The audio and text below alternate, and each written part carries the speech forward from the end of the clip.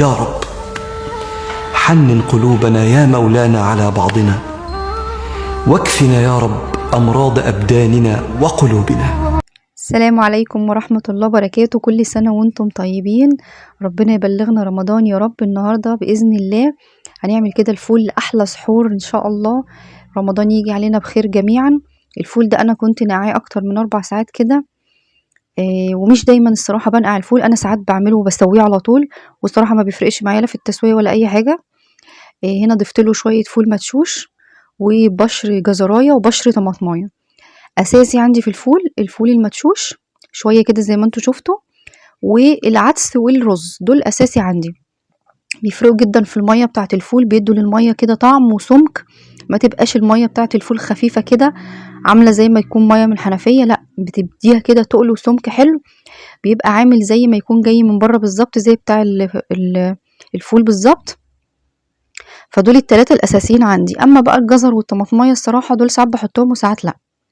المهم اهم حاجه بقى تحطي الفول في ميه سخنه زي ما انت شايفه كده، وخلي بالك ممكن تغلي الميه في الحله الاول وبعد كده تضيفي عليها الفول. ممكن تصبيها كده بالكاتل، مش هتفرق. المهم الميه تبقى سخنه، ما تحطوش على ميه بارده ويغلي وكده عشان الفول ما يجلدش منك. تمام.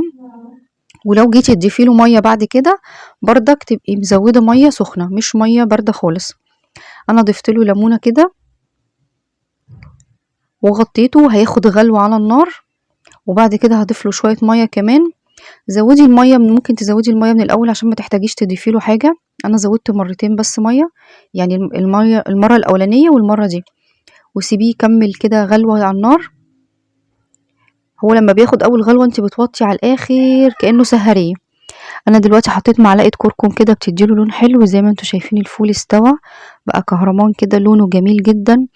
والحبايه بتاعته بصوا طريه ازاي كده، يعني هي باينه عليها حتى من غير ما تمسكيها كده ولا تدوسي عليها.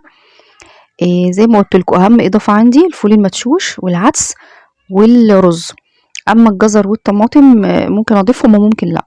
وسمعت ان الطماطم بيسود ميه الفول، فانا كل شويه الصراحه بعمل فول، مره ازودها ومره ما ازودهاش عشان اشوف الفرق. فانا مش حاسه باي فرق الصراحه. زي ما شفتوا كده في الحله ميه الفول كانت تحفه. وبألف هنا وشفا. تابعوني ان شاء الله، هنعمل كذا صنف للفول علشان خاطر الناس اللي بتمل بسرعة من السحور. هو وجبة أساسية، هنعمل ايه وجبة أساسية على السحور. تابعوني كده هنعمله بأفكار كتير وأشكال كتير عشان الملل والزهق. انا عملت كده شوية بزيت وليمون وشوية وطماطم. وبألف هنا، وما تنسوش الاشتراك في القناة لو عجبكم الفيديو، وتفعيل الجرس عشان يوصلكم كل الفيديوهات. زي ما انتوا شايفين كده مية الفول تحفة تحفة، يعني اديله كده مساحة يبقى فيه مية حلوة. وما تنسوش تتابعوني في كل تجهيزات رمضان. واللي ما شافش الفيديوهات اللي فات يشوفها، هحط لكم جزء منها في صندوق الوصف وجزء في نهاية الفيديو.